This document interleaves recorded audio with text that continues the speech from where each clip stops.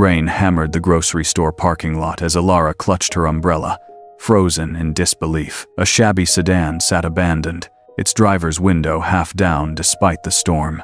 Inside, a muddy golden retriever pressed his paw against the power window switch, pushing it down inch by desperate inch. This wasn't escape, this was determination. The dog squeezed through the narrow opening, his wet fur catching on the glass, and dropped into the puddle below with a splash. Elara watched, mesmerized, as he padded across the flooded asphalt, nose to the ground, searching. His brown eyes held a desperate intelligence that made her chest tighten. She'd seen that look before in her own mirror after losing the foster child she'd grown to love. The dog stumbled, exhausted, rain streaming down his golden coat. When their eyes met across the storm, something shifted. Two souls, both abandoned, both searching for what they'd lost, found each other in the gray twilight of a Thursday evening. Thunder cracked overhead as Elara knelt in the puddle, extending her hand toward the trembling dog. "Hey there, beautiful boy," she whispered, her voice barely audible above the rain. The golden retriever's tail gave a weak wag before his legs buckled, and he collapsed at her feet. Without hesitation, Elara scooped him into her arms. He was heavier than expected, his wet fur soaking through her jacket, but she didn't care. "Come on, let's get you warm," she murmured, carrying him to her small Honda Civic. The dog settled into the passenger seat with an exhausted sigh, his brown eyes never leaving her face as she started the engine. "You're safe now," Elara said, turning up the heat. She pulled out of the parking lot, windshield wipers fighting the downpour. During the short drive to her apartment, she found herself talking to him, something she hadn't done with anyone in months. "You know, I was just buying frozen dinners for one again. Pretty pathetic for a 28-year-old, right?" The dog's ear twitched, as if he understood. But maybe that changes now. Her studio apartment felt different with him there. Elara toweled him dry with her best bath towels, not caring about the mud stains. She heated leftover chicken and rice, watching as he ate slowly, carefully, like he couldn't quite believe the food was real. "You've been hungry for a while, haven't you?" she asked, running her fingers through his drying fur. That's when she noticed the worn leather collar, cracked and faded. "What's your story, boy?" The next morning, sunlight streamed through her windows for the first time in weeks, or maybe she was just noticing it again. The dog explored her small space with quiet curiosity, his presence making the cramped apartment feel less like a hiding place and more like a home. On her kitchen counter sat a framed photograph she'd placed face down months ago, herself with 8-year-old Mia, the foster child who'd been placed with another family after Elara was deemed too emotionally attached. The social worker's words still stung. "You need to maintain professional boundaries, Miss Elara." She picked up the frame, studying their smiling faces at the zoo. "I wasn't enough for her either," she whispered to the dog, who padded over and pressed his warm body against her legs. The simple gesture almost undid her. At the veterinary clinic that afternoon, Dr. Martinez examined the dog thoroughly. "He's malnourished and dehydrated, but fundamentally healthy. About 3 years old, golden retriever mix. No microchip though." "So he's a stray?" Elara asked, surprised by the disappointment in her voice. "Not necessarily, Doctor." Martinez fingered the dog's collar. "This leather is good quality, just weathered. And look here." He worked something loose from beneath the collar. "There's something tucked inside." Elara's heart sank as he handed her a torn photograph. It showed a boy of about 10, arms wrapped around the golden retriever, both of them grinning at the camera. The boy had dark hair and kind eyes that sparkled with joy.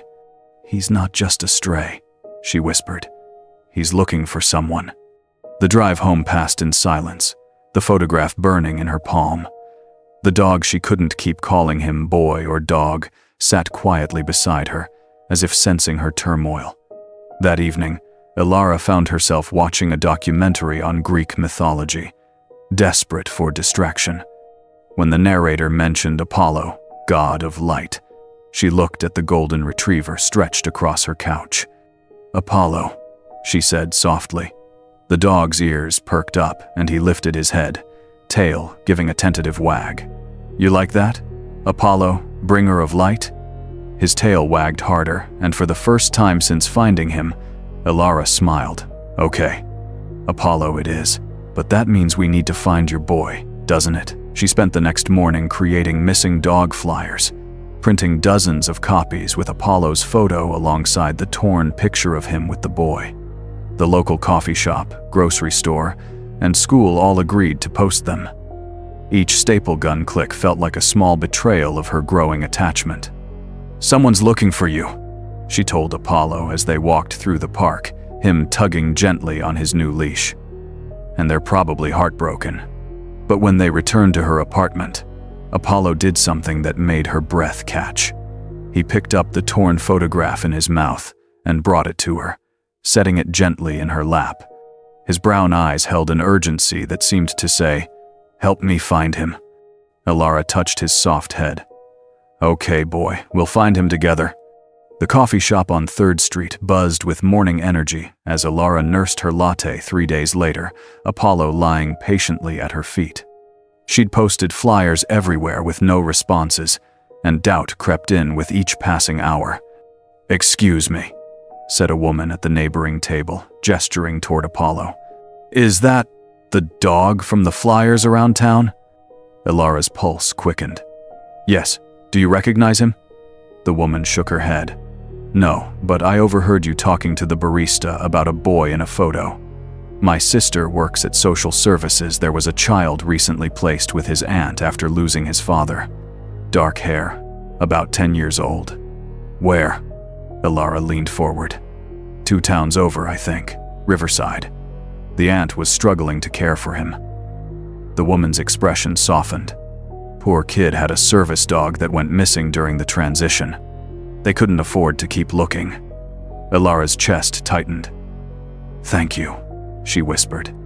That night, she sat on her bedroom floor with Apollo curled against her side, studying maps on her laptop. Riverside was a 4-hour drive. She looked down at the photo, then at Apollo's trusting face. "What if you already have a home, and I'm just the bridge to get you there?" she asked. Apollo licked her cheek, and she made her decision. They left at dawn, Apollo's head hanging out the passenger window as they drove through rolling countryside. Elara found herself talking to him about everything: her failed foster placement, her fear of being alone, her secret hope that maybe they were meant to be together. "I know it's selfish," she admitted as they stopped for gas, "but you make everything feel possible again." The journey took them through small towns where they stopped to show Apollo's photo. At a roadside diner, an elderly woman named Mrs. Harland noticed Apollo immediately. "Oh, honey," she said, her eyes filling with tears as she knelt to pet him. "He reminds me so much of my husband's service dog. We lost Harold last year, and his dog passed shortly after. It's like they carry pieces of our grief for us, you know?" Elara wrote those words in her journal that night at the motel, Apollo sleeping soundly beside her bed. "Dogs carry pieces of our grief for us."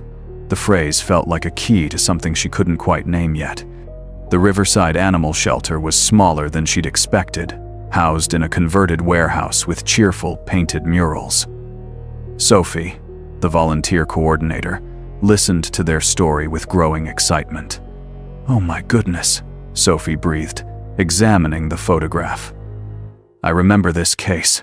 The boy's name is Leo Hartwell. His father died of cancer 6 months ago, and he was placed with his aunt Clara. The dog went missing during the move. They called him Orion." "Orion?" Elara's voice cracked. Leo was devastated. His aunt couldn't afford to keep searching, but she gave us all the information. I have their address. The drive to Clara's apartment felt endless. Apollo seemed to sense something significant. Approaching, he whined softly and paced across the back seat. When they pulled up to the modest brick building, Elara's hands shook on the steering wheel. "This is it, boy. This is what you've been searching for." She'd barely opened the car door when a child's voice rang out. Orion. A boy with dark hair and kind eyes burst from the building's entrance, tears streaming down his face. Apollo Orion leaped from the car and bounded toward him, knocking him backward onto the grass in a tangle of boy and dog and pure joy. Orion, Orion, I thought you were gone forever. Leo sobbed into the golden fur. I looked everywhere. I called your name until my voice gave out. Elara watched from beside her car, her heart breaking and healing simultaneously. A woman appeared in the doorway, Clara. She presumed looking relieved but exhausted. You must be the woman who found him, Clara said, approaching with weary gratitude. I'm Clara Hartwell. I can't thank you enough. They talked quietly while Leo reunited with Orion, learning about the chaos of Leo's father's death, the rushed move, the dog's disappearance in the confusion. Clara worked 2 jobs to support them both, and lived in constant fear of losing custody if she couldn't provide adequately. I need to tell you something, Clara said finally, her voice heavy. I can't afford to keep him. The vet bills, the food, the pet deposit for this apartment I'm barely managing as it is. I was hoping. She looked at Elara desperately. Would you consider keeping him? Leo could visit. Maybe, if that's okay. Elara's world shifted. She looked at Leo, still buried in Orion's fur, whispering secrets and promises. She thought of her empty apartment, her lonely dinners, the photograph she'd hidden of Mia. Let me think about it, she said softly. That night in her hotel room, Elara stared at the ceiling while Orion slept on the bed beside her. She'd gotten what she thought she wanted, the chance to keep him. But Leo's tear-streaked face haunted her. How could she be happy knowing she'd taken away the one thing that brought him comfort? Her phone buzzed with a text from Clara. Leo drew this for you. The attached photo showed a child's drawing of a woman, a boy, a dog, and the words, "Thank you for bringing Orion home," in careful block letters. Elara touched Orion's sleeping head. What if home isn't just one place, boy? What if it's bigger than that? The next morning brought clarity with the sunrise. Elara found Leo and Clara having breakfast in the small apartment kitchen, Orion's head resting on Leo's feet under the table. I've been thinking, Elara said, accepting Clara's offer of coffee. What if there was another way? Leo looked up from his cereal, hope flickering in his dark eyes. Clara set down her mug, waiting. What if I adopted Orion legally, but he lived here with Leo? I could help with expenses, vet bills, food, whatever you need. And maybe, Elara's voice grew stronger, maybe I could be part of this family, if you'd let me. Clara's eyes filled with tears. You would do that? Leo lost his dad. I lost a child I was fostering. Orion lost his family but found us all. Elara looked at the boy and his dog, inseparable even at breakfast. Maybe we're not meant to replace what we've lost. Maybe we're meant to build something new together. Leo jumped up and hugged her fiercely. Really? Orion can stay, and you'll visit us? Every weekend, Elara promised. And you can call me anytime. We're family now. The paperwork took weeks, but every legal form felt like a promise kept. Elara officially adopted Orion, with Clara and Leo listed as his primary caregivers. She set up a savings account for his care and another for Leo's college fund. Their first family weekend arrived with perfect autumn weather. They took Orion to Riverside Park, where Leo threw a frisbee and the dog bounded after it with restored energy and joy. Clara packed sandwiches and laughed more than Elara had seen since they met. Tell me about your dad, Elara said as they sat on a picnic blanket, watching Leo and Orion play. Leo's smile grew soft. He got Orion for me when the doctors said he was sick. Dad said every boy needs a best friend who'll never leave. His voice wavered slightly. But Dad had to leave. So Orion was trying to find me because that's what best friends do. And now you're together again, Elara said. All of us, Leo corrected, including her in his smile. Orion found you, and you found us. And now we're all together. That evening, back at Clara's apartment, they looked through photo albums of Leo's father. Elara learned about Michael Hartwell, teacher, single dad, devoted to his son. In every picture, Leo glowed with confidence and joy. "He would have liked you," Clara said quietly as Leo fell asleep between them on the couch. Orion stretched across all their feet. "Michael always said the best families are the ones you choose." Over the following months, their unusual family flourished. Elara drove to Riverside every weekend, sometimes staying through Monday if Clara needed help. She attended Leo's school plays, helped with homework, and slowly watched the grieving boy transform back into the confident child from the photographs. Orion thrived too, his coat growing lustrous and his energy boundless. But he seemed to understand his special role during Leo's hard days. He stayed close, offering silent comfort. When Elara felt overwhelmed by her growing attachment, he'd bring her his toys or rest his head in her lap until her anxiety eased. 6 months after their first meeting, Clara made an announcement. "I've been saving money from not having to pay for Orion's care," she said over their regular Sunday dinner. "I want to move us to a bigger place. Maybe a house with a yard? And maybe," Leo added with careful hope, "there could be an extra room for Elara when she visits." The house they found was perfect, a small 3-bedroom with a fenced yard where Orion could run freely. Moving day felt like a celebration, with neighbors stopping by to meet the friendly dog and cheerful boy who'd brightened the quiet street. That first night in the new house, as Elara tucked Leo into his new bedroom, he showed her a drawing he'd made.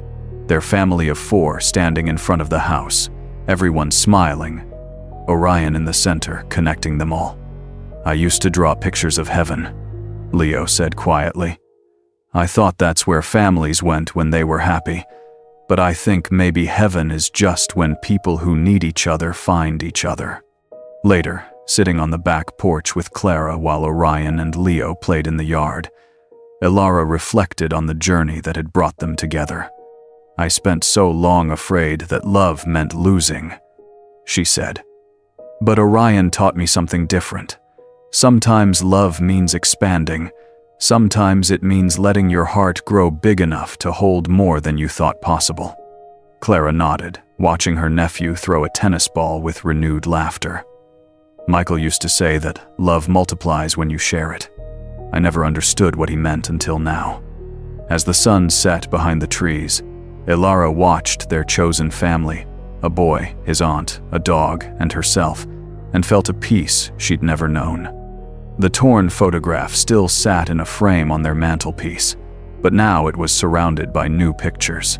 Leo's first day at his new school, Orion's adoption papers, their move-in day celebration.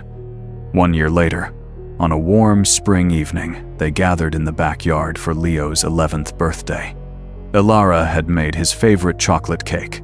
Clara hung streamers from the oak tree, and Orion wore a silly party hat that made Leo giggle uncontrollably. "Make a wish," Elara said as Leo leaned over the candles. The boy closed his eyes, then opened them with a grin. "I don't need to wish for anything.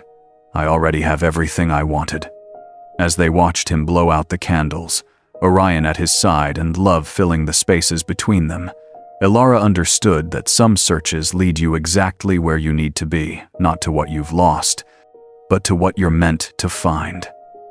The story had begun with a dog searching through a storm, but it had become something larger, a testament to the healing power of hearts willing to love without limits, and the extraordinary families that form when broken pieces choose to become whole together.